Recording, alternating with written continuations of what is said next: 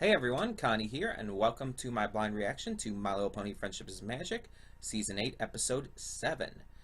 So if you watched my update video earlier, you noticed I had some trouble downloading this. I had some trouble even finding it to download. Because currently, Kim Cartoon it has only the, leaked version that from before, and it's not even, a full version.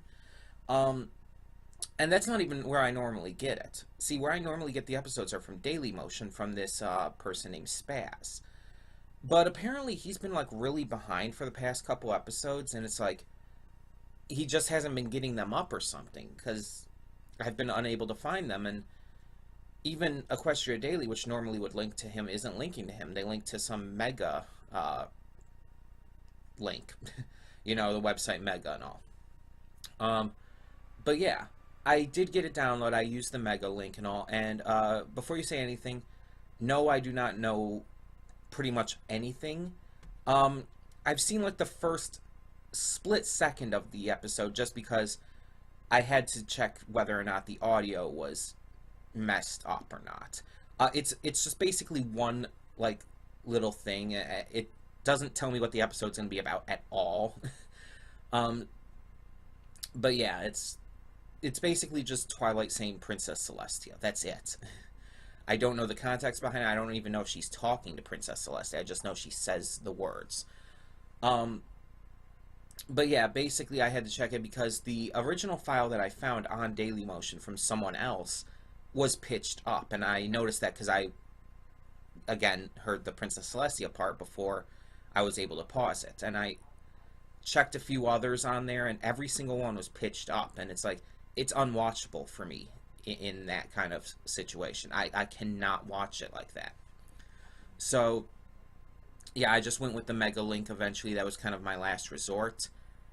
And yeah, it's hard to avoid spoilers, but I've actually trained myself in a way to do so, especially with looking on Equestria Daily, having to get that. Because Equestria Daily has two big things for spoilers when they post their stuff. They post the episode title, and when they show their discussion/stream article, it always shows a picture of who the episode's about. But it's easy to avoid. One, I know where the title of the episode is situated in the title of the article, so I know not to look at that part of it and only look at the part of the title that shows, oh, this is Season 8, Episode 7. And two, it's very easy to just scroll down the page without looking at the picture that they show.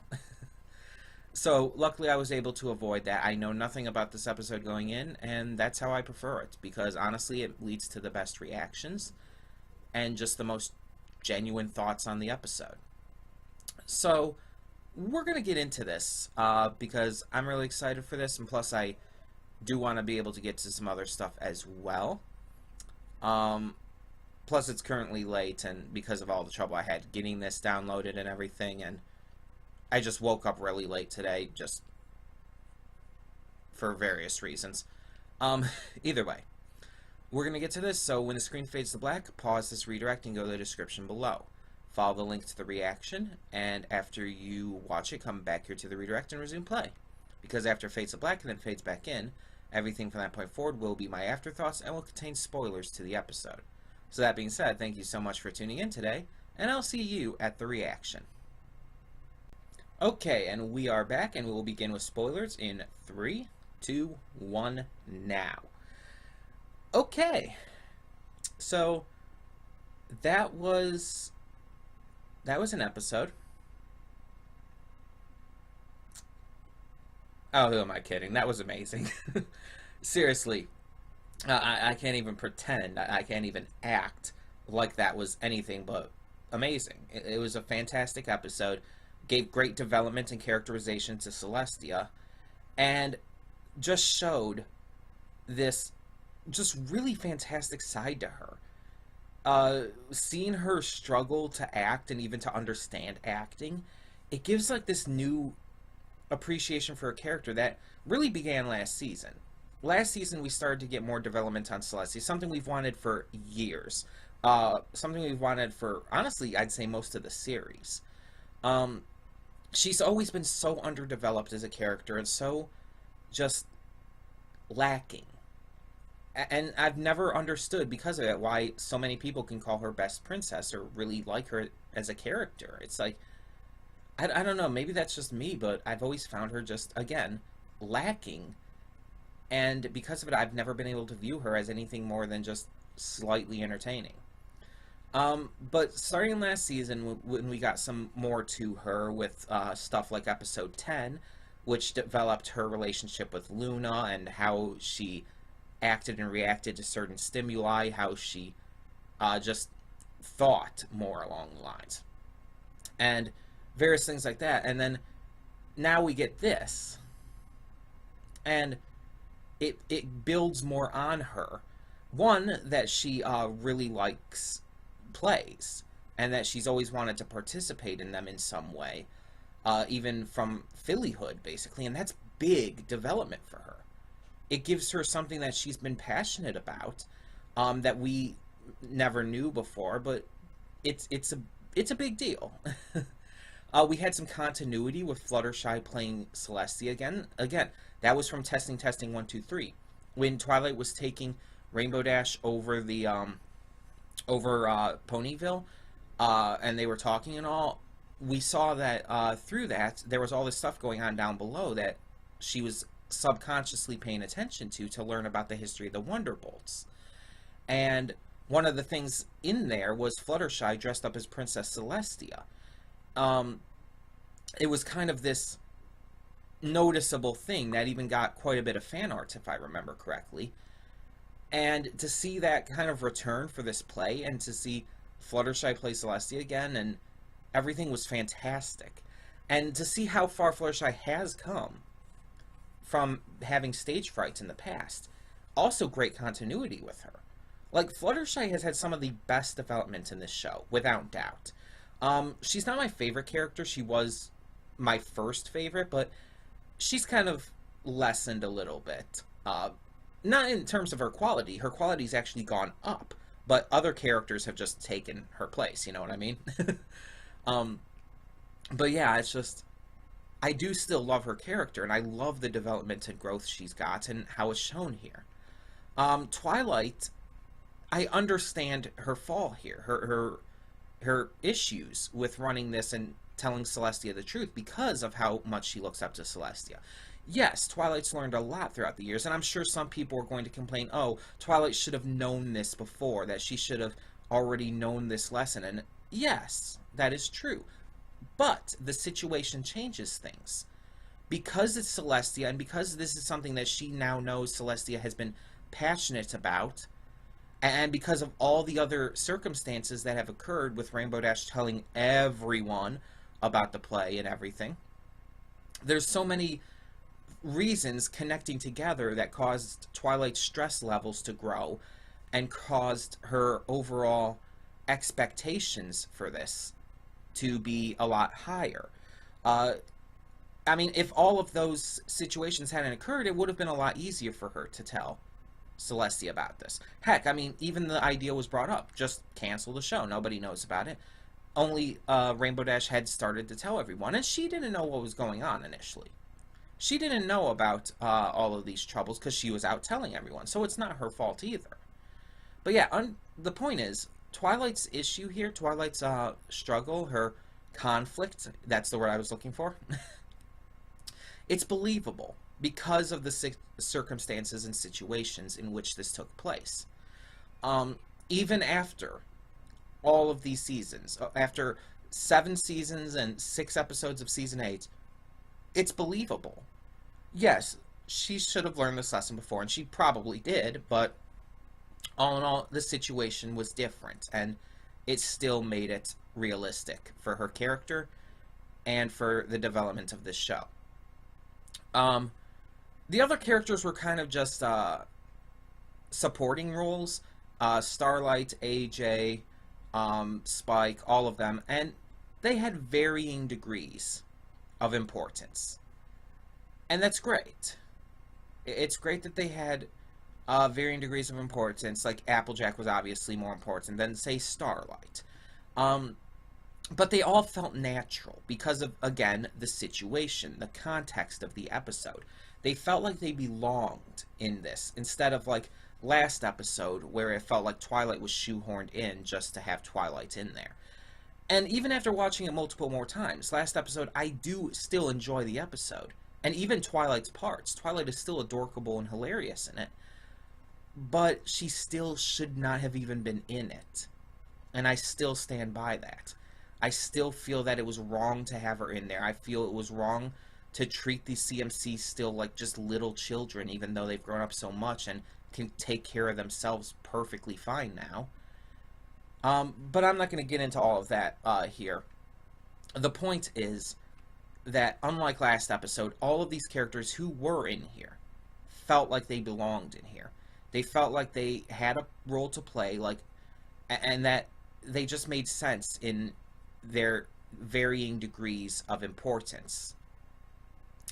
The story itself was well paced. It didn't feel like it went by too fast or like. The only thing I could say is that it did feel a little like some things came out of nowhere. Mostly just the entire thing about Celestia being in love with plays. But that is not really the problem of the episode and the writer, who, again, I think is a new writer because I didn't recognize the name. But it's not really a problem with the writer and the episode itself, because Celestia, it took until last season for her to get any real meaningful development. That's more on the fault of the show staff in general, and them waiting so long to build her as an actual character. This new writer, it's not their fault. I mean, they just came into things and they made the best of a situation, and they did really freaking well at it. But all in all, it's just, this has been a problem for a long time that's just recently started getting resolved, and I'm glad that they're resolving it. And I hope that there's so many other things I want to see them resolve too, such as, once again, the entire stuff with Scootaloo. Scootaloo's parents and her aunts, the thing with her being able to fly, or not, that needs to be, like, fully addressed with finality. Because right now, it's still kind of open onto whether or not Scootaloo is actually handicapped or whether she'll learn to fly at some point and she's just a late bloomer. There is no evidence that really sticks for either way. And I think that's bad at this point in the show. She should have had that development well before now. Heck, I think she should have had that before getting her cutie mark. And just various other things like that. And the family thing, it's like, we have family for characters that were just introduced this season be introduced, and not for one of our main characters who have been here since the beginning, pretty much. Like, seriously. We just last episode, we had family for one of the new students introduced. Like, we met her entire family. I mean, outside of the ones in the movie, of course, Queen Novo and Princess Skystar. I'm talking about her brother and her parents. We met both of them last episode. And it's like, we're meeting them before we meet Scootaloo's family? It just seems wrong. But the point of this is, the point I'm trying to get across is that they took way too long to develop Celestia. But now that they are, they're doing really freaking well at it. Like, they're really making it work and making her character just amazing. So, even though it's taken so long, I'm glad they're at least doing it. And I really hope that they continue that trend with other characters like Scootaloo. Yeah, everything about this was just, it was great. There was also good humor from a lot of different sides. From Pinky, from Twilight, from Celestia. Everything just worked with this episode. I think this is honestly one of the best of this season so far. Now, granted, as always, this is only based off of my initial impressions. This thought is fully based on what I have just witnessed right now. I will see the episode multiple more times with different reactors and just on my own time and whatnot. And my opinions on it will wane a little bit. Now, they could get better, they could get worse, or they could stay just basically around the same area, but I could notice things I didn't before, all of that jazz. And that's always expected. Initial impressions are very rarely your final impressions on an episode. For various reasons, you will always change your opinion further down the line because of different reasons. I mean, it can even go as drastically as a character you end up loving initially could end up being a character you absolutely despise, like, years down the line. I mean, a big example of that for me would be, like, Kamina from Gurren Lagann. I really liked Kamina the first time I saw Gurren Lagann, but then years down the line, I really start to think about his character and really start to look at him from a less just subjective viewpoint, and he's an absolutely horrible character and a horrible person who we should not be liking. So, yeah. But that's not even the point here. It connects to the point, but yeah, it's just... I'm just saying that off the bat because I want you to understand that even though I adore this episode, I think it's one of the best of the season right now, I might not think that when I do my reaction for next week, and I might tell you that. But some things do stay the same, like my thoughts on Twilight being in last week's episode. When I first watched that, I did not think she belonged in the episode. I felt she was shoehorned in, and that the CMC were treated too much like little kids, even though they're not anymore. And that's still true. That has not changed. But you get the idea.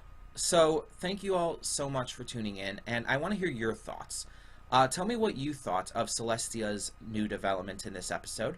What did you think of the humor, the just excellent writing, and just how everything worked out to, like, combine together into this fantastic story for Season 8. Tell me your thoughts on all of that and more in the comments below. Thank you so much once again for tuning in, and for now, I'm Connie Royal, and I'm signing off. See y'all next time. Just live for tomorrow, or just live for yesterday. Just be glad for all you have that's in today. And though you've come through many obstacles, shed tears.